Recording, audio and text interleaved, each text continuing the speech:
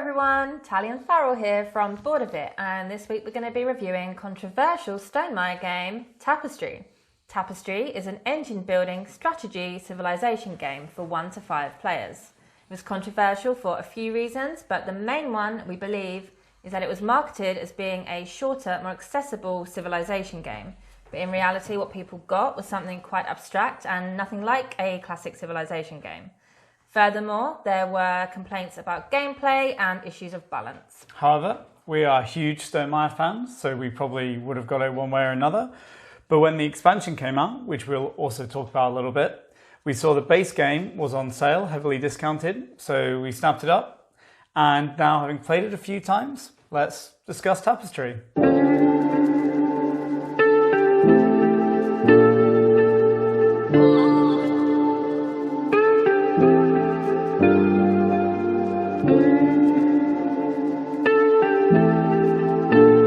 One great thing about Tapestry is that it's really easy to learn how to play and it's easy to do the teach for. You can only do one action on your turn and you only ever have a choice of 2 actions. One of these is called income and this will mark the end of an era of your civilization. Essentially, this is when you get resources, you use civilization powers, you can play tapestry cards, you can invent stuff, and you'll do some light VP scoring. Now, you can only do this 5 times throughout the game, so you only want to do it when you have no other recourse. And your very first turn of the game will be an income turn to get your starting resources. And when you take your 5th income turn, that will mark the end of the game for you. What you'll be doing most of the game is advancing your civilization. To do so, you pay the cost in resources, move a cube up 1 space and gain the reward. There are 4 tracks to move up: science, technology, exploration and military. Essentially, you'll move up these tracks and make some tough choices. Should you get some houses out so you'll get more resources for your next turn, or should you focus on doing the primary track actions which are more likely to get you VPs and other bonuses? Speaking of houses, you also have a player map which represents your capital city. As you collect houses or landmark buildings which are usually gained by being the first into a new section of a track, you can fill out those spaces. Completed rows and columns provide VPs, whereas completed districts provide immediate resources. Just coming back to the Tapestry cards, these are really powerful cards which you can play, and they could swing the balance of the game in your favour if you get the right ones at the right time.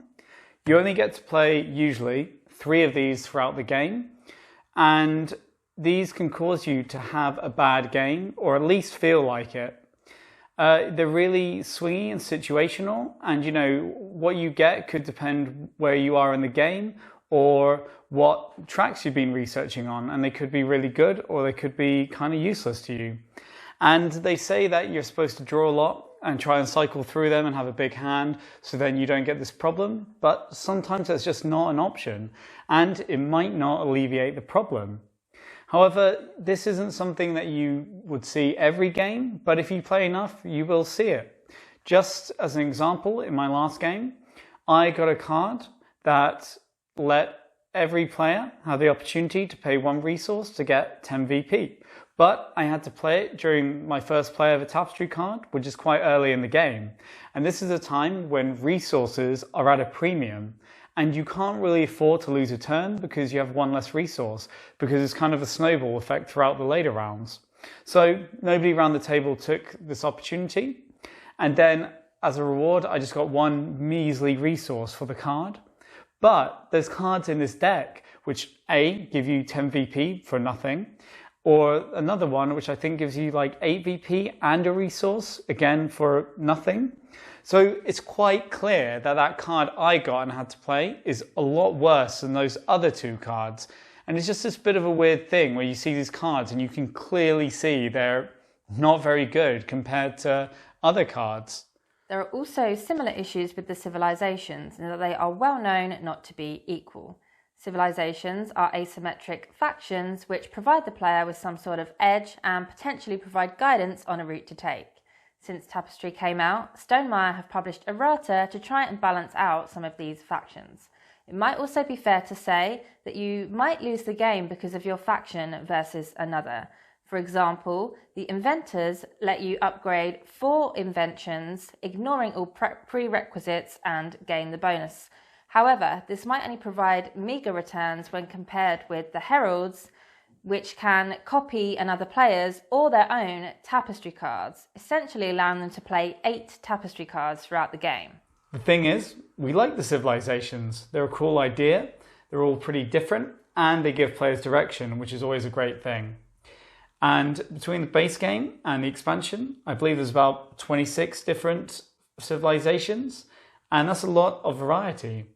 And, you know, each time you play Tapestry, then you're going to have a somewhat unique experience because of the different directions these will push you in. But, you know, Tapestry is a game that you just have to be okay with a little bit of imbalance sometimes and do the best with what you're given. Plus, at the start of the game, you're given 2 civilizations and you pick one. So hopefully as you become more familiar with them, you can avoid the ones that you really don't want to play as. Tapestry is a strange one in terms of post-game discussion. In one aspect, every game is the same, and we mean this in that the tracks are all the same. Nothing about them is ever altered in each game. 90% of what you do won't be any different game to game. But it's really hard when you look back if you have a great game or a terrible game and try to figure out what you did differently to cause that. Deep down, we believe this is because Tapestry is a very swingy game. What tapestry cards did you play and when? What was the state of the board when you used your civilization power? What spaces are other players on and what cards did they play? And this can be quite annoying in terms of trying to improve and do better each time because you can never quite put your finger on the difference. Yeah, and just as a personal anecdote following on from that, I think my worst ever game was about 8 or 9 games in, and I got really miserable score, and I just had no idea why or what was so different to any other game. And it's quite frustrating because obviously you always want to improve. But on a positive note, the simplicity of the actions in Tapestry are a strength. This is because although they're very basic, they're all easy to understand and they all contribute to your civilization. They make it more efficient and they make it stronger. So then in each subsequent era, you're getting more actions and doing more things. It's a really pleasant little engine builder. It's also a very interesting puzzle to work out because, you know, slight changes in how you play, such as different movement patterns or taking different actions on the same space game to game, they will really alter the trajectory of your civilization. So the biggest problem with Tapestry, and the reason we can't recommend it outright, is the price. I cannot believe how expensive this game is. And it's quite clear that the high price comes from the inclusion of these 3D buildings. And quite frankly, we find them garish and horrid. The colour scheme genuinely offends my eyes. I can't understand why this is a thing that they decided to make so fancy and overdone, considering it's such a small part of the game. And in fact, some of the civilizations will have you actively ignoring the little buildings, capital city mini game.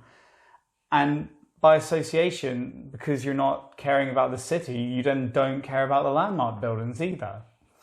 And secondly, they are such a ball ache to set up because they all look the same and it's not really that clear which is which and what goes where. And it's even worse trying to put them away because there's no storage labeling. I got this game on sale and I would personally not pay full price for it. I don't think the gameplay is deserving of the high price, and the inclusion of these likely expensive buildings doesn't add anything to the game. I don't understand why they couldn't have just used cardboard tiles for the spaces instead, and then made it more affordable for everyone. We think Tapestry would be a good game for a group that wants some player interaction but doesn't want it to be overwhelmingly stressful or negative. Think Root. The most stressful action is probably the conquest action, in which you simply just overtake another player's territory, like so.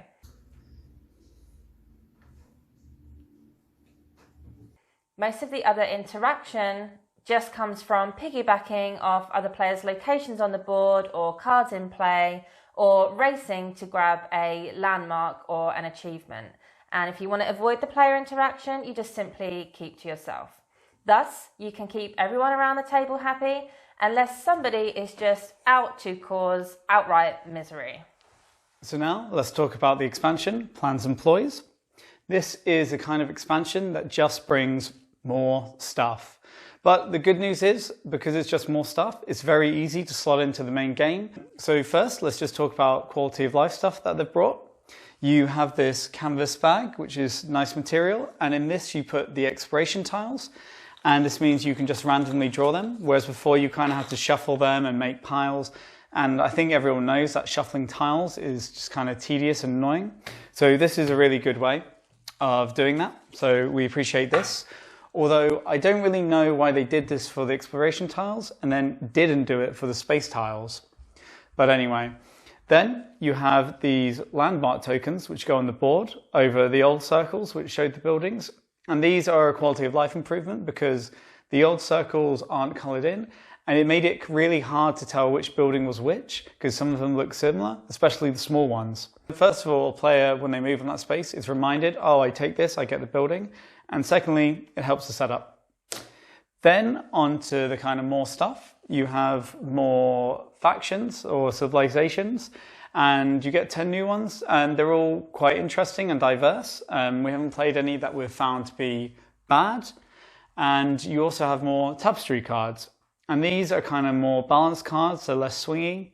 A lot of them are in the style of trap cards that you could play, you know, in the certain moment, or you can just put them down on your board as a normal Tapestry card and get VP and goodies. Then moving on to the kind of meh stuff of the expansion. One of the new, you could say, gameplay things you get is the landmark cards. And on here, you essentially get a card at the start of the game. It gives you a little personal goal to do, and when you do it, you get the landmark building and put it in your city. And these were designed to give players something to focus on in the first half, the little goal and direction. But I think the whole thing's just kind of superfluous because the buildings and the goals just like aren't that interesting. And these we find are something that they kind of just get forgotten.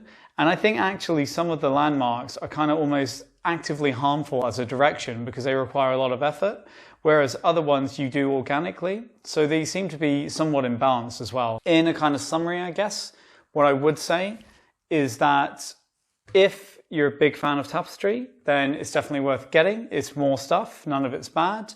And, you know, it gives the game a bit of longevity. If you have Tapestry and you thought the game was a bit broken and maybe you're waiting for an expansion that fixes everything, this is not it. It's just more stuff. But they do include the errata, but you can also find those online. But they're not really like it's give or take a resource or minus some VP or plus some VP, so it's not a lot. But yeah, so that is Plans and Ploys. To sum up, Tapestry is a flawed but fun game. There's an enjoyable engine building centre here, and for the most part, you're going to enjoy your time with it. However, if you're looking for a civilization builder or any theme at all, you won't find it here. This is probably one of the most abstract games in relation to theme that we've ever played. Also, from time to time, you're going to run across issues that will hamper your enjoyment, from pathetic factions to unlucky Tapestry card draws. Hi, Meg. Worse is a very high price of the game, which is unforgivable because a lot of it comes from these very large and very unnecessary and very eye-hurty 3D buildings. But we don't want to put people off because this is a game we enjoy, and it's also a game we're going to get out time and time again. It's just that people deserve to know what they're getting going in. But this is the end, so thanks for watching. Please, if you enjoyed it, like and subscribe. And we regularly post board game content, always with a hint of Doggos. Doggos. Bye-bye. Bye-bye.